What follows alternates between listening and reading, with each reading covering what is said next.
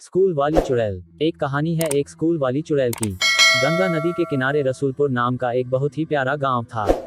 उस गांव के बगल में एक स्कूल था। उस गांव के बच्चे रोज स्कूल में जाते, अच्छे से मन लगाकर पढ़ाई करते, खेलते कूदते और खुशी खुशी अपने घर आते। एक दिन उस स्कूल में एक नई टीचर आई। उसका नाम नीतू था। देखने में बहुत सुंदर थी, लेकिन थोड़ी गुस्से वाली भी थी। बच्चों को जब पढ़ाने लगती थी तो बच्चे एकदम से डर जाते थे। वह अगर किसी बच्चे से कुछ प्रश्न पूछती तो बच्चे उसके डर से याद किया हुआ उत्तर भी भूल जाते थे। उस टीचर के डर से तो बहुत सारे बच्चों ने स्कूल जाना भी बंद कर दिया था। एक दिन बच्चे स्कूल आए तो उन्हें पता चला कि नीतू टीचर आज छुट्टी पर हैं। बच्चे बहुत खुश हो गए और अपने क्लास में बैठकर शोर मचाने लगे। तभी अचानक से नीतू टीचर आ गई और बोली, क्या हुआ तुम लोग को, इतना शोर क्यों मचा रखा है। टीचर गुस्से में बोलती हैं कि आज तुम लोग को मैं इसकी सजा देके रहूंगी। तुम सब मुर्गा बन जानो। सभी बच्चे डरे हुए स्वर में टीचर से बोलते हैं, हमें माफ कर दीजिए मैम, अब से शोर नहीं मचाएंगे। टीचर बोलती हैं, ठीक है, मैं तुम लोग को एक शर्त पर माफ करूंगी, जब तुम लोग इंग्लिश का टेस्ट दोगे। टीचर के बात सुनकर सभी बच्चे चुपचाप हो जाते हैं। तभी पीछे से पिंकी नाम की एक लड़की बोलती है, मैम मैं टेस्ट देने के लिए तैयार हूँ। टीचर बोलती हैं, मैं एक ही बच्चे को पढ़ाती थी क्या, टेस्ट सबको देना पड़ेगा। फिर कुछ देर बाद नीतू मैम टेस्ट लेने लगती हैं। क्लास में कुछ पीछे बैठे बच्चे खुसूर फुसूर कर रहे होते हैं। आवाज सुनकर टीचर पीछे जाती हैं और एक बच्चे को चीटिंग करते हुए पकड़ लेती हैं और कहती हैं, ये क्या सुमित, तुम चीटिंग कर रहे हो, तुम्हारी इतनी हिम्मत, आज मैं तुम्हें नहीं छोड़ूंगी, आज तो तुम्हें सजा मिलकर ही रहेगी।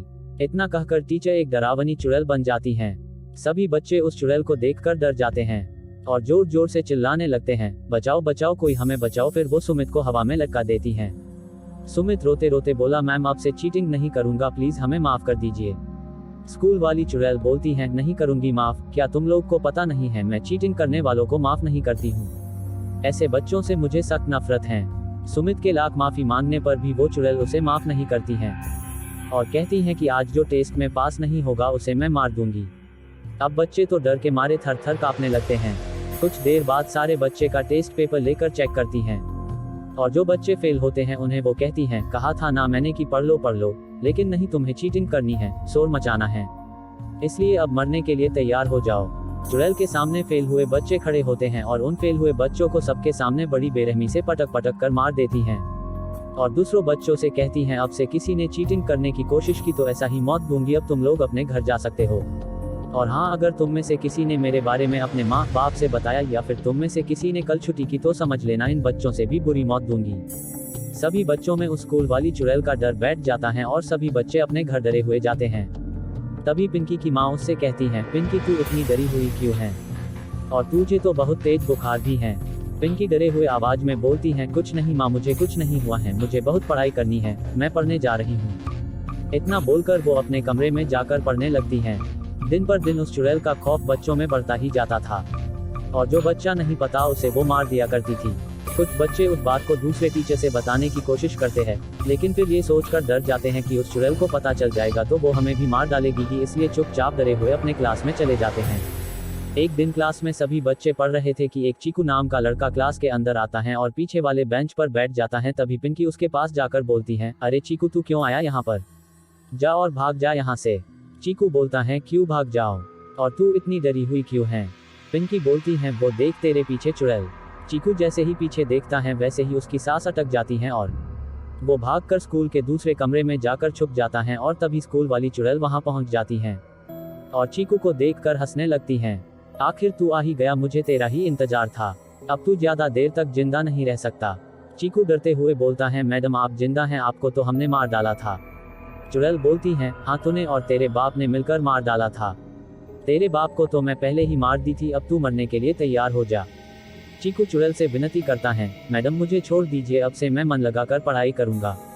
चुड़ैल बोलती है, क्यों, तूने और तेरे बाप ने छोड़ा था मुझे उस दिन जब मैं दोनों के आगे गिड़गिड़ा रही थी, नहीं ना, तो अब तुझे मरना ही पड़ेगा। इतना बोलकर चुड़ैल उसे वहीं पर पटक पटक कर मार देती है। तभी खिड़की से प्रधानाध्यापक देख लेता है और जिसके बाद वह लड़खड़ा कर गिर जाता है। उसके गिरने की आवाज चुड़ैल के कानों में आ जाती है और चुड़ैल उसके पास जाकर उसे हवा में उड़ाने लगती हैं। कुछ देर बाद छोड़ देती हैं और कहती हैं, मुझे माफ कर दीजिए सर। फिर टीचर बोलता है, नीतू ये तुम क्या कर रही हो और ये क्या हाल बना रखा है तुमने, और अगर तुम मर गई थी तो बच्चों को पढ़ा कौन रहा था। सर मैं आपको सारी बातें शुरू से बताती हूँ। एक महीना पहले की बात है। एक दिन मैं क्लास में बच्चों को पढ़ा रही थी, तभी पीछे बैठे बच्चे शोर मचा रहे थे। इनमें से एक चीकू भी था, जिसे मैं क्लास में सबके सामने कहा, चीकू क्या है ये, तुम इतना शोर क्यों मचा रहे हो, थोड़ा पढ़ाई कर लो, आगे भविष्य में तुम एक अच्छे आदमी बन जाओगे। चीकू बोलता है, मैम पढ़ लिख कर करना क्या है, पैसे ही कमाना है ना, पर आप उसकी चिंता मत करो। मेरे पापा के पास इतना पैसा है कि बड़े बड़े स्कूल को खरीद सकते हैं और आपको भी। इतना सुनकर मुझे गुस्सा आ गया और मैं चीकू को एक थप्पड़ लगा दी। चीकू गुस्सा में बोलता है, आपकी इतनी हिम्मत, आपने मुझे मारा। चीकू को आप मुझे सिखाएंगी, आप जानती नहीं है मेरे पापा कितने अमीर हैं। अभी मैं अपने पापा को बताता हूँ, फिर देखना आपका क्या हाल होता है। नीतू मैडम बोलती हैं, क्या हाल करेगा, बता मुझे क्या करेगा। इसी बात पर एक और थप्पड़ लगा देती हैं, जिसके बाद क्लास में चीकू की बहुत बेइज्जती होती है और सब बच्चे उस पर हंसने लगते हैं। सारे बच्चों का हंसना देखकर चीकू को बहुत बुरा लगता है और वह अपने घर जाकर अपने पिता से रोते रोते कहता है, पापा पापा उसने मुझे बहुत मारा, देखिए उसने मुझे मार मार कर क्या हाल कर दिया है। उसके पापा ने चीकू को ऐसी हालत देखकर गुस्से से पूछा, किसकी इतनी हिम्मत हो गई जिसने मेरे बेटे को हाथ लगाया। चीकू बोलता है, पापा वो मेरी क्लास की गंदी सी टीचर नीतू मैम ने मुझे मारा, बस इतनी सी बात पर कि मुझे पढ़ने का मन नहीं करता। चीकू के पापा कहता है, इतनी सी बात के लिए उसने मेरे बेटे को इतनी बेरहमी से मारा, अब मैं उसे जिंदा नहीं छोड़ूंगा। इतना कहकर चीकू और उसके पापा स्कूल में पहुंच जाता है और नीतू मैडम से कहता है, तो तू है नीतू जिसने मेरे बेटे को मारा। नीतू मैडम बोलती हैं, हाँ मैं ही हूँ, आपके बेटे ने मेरे से इतनी बदतमीजी की थी कि मुझे उस पर हाथ उठाना ही पड़ा। क्या ये सब आप सिखाते हैं उसे गुंडागर्दी। मैडम के बातें सुनकर चीकू के पापा को गुस्सा आ जाता है और उससे कहता है, तूने मुझसे और मेरे बेटे से उलझकर बहुत बड़ी गलती की है, जिसका हिसाब अब तुझे चुकाना ही पड़ेगा। नीतू थोड़ा डर जाती हैं और कहती हैं कि क्या मतलब।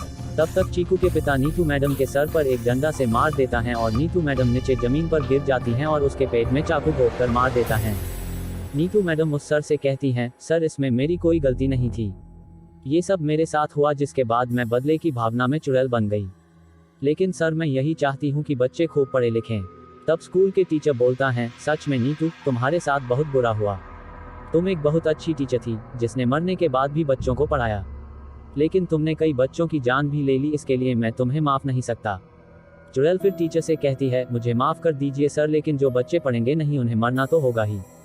टीचर कहता है, देखो नीतू अच्छा यही होगा कि अब तुम यहाँ से चली जाओ, अब तुम इस स्कूल में नहीं रह सकती, तुम्हारे रहने से बहुत से बच्चे की जान चली जाएगी और मुझे ये स्कूल बंद करना पड़ेगा और ये मैं नहीं चाहता।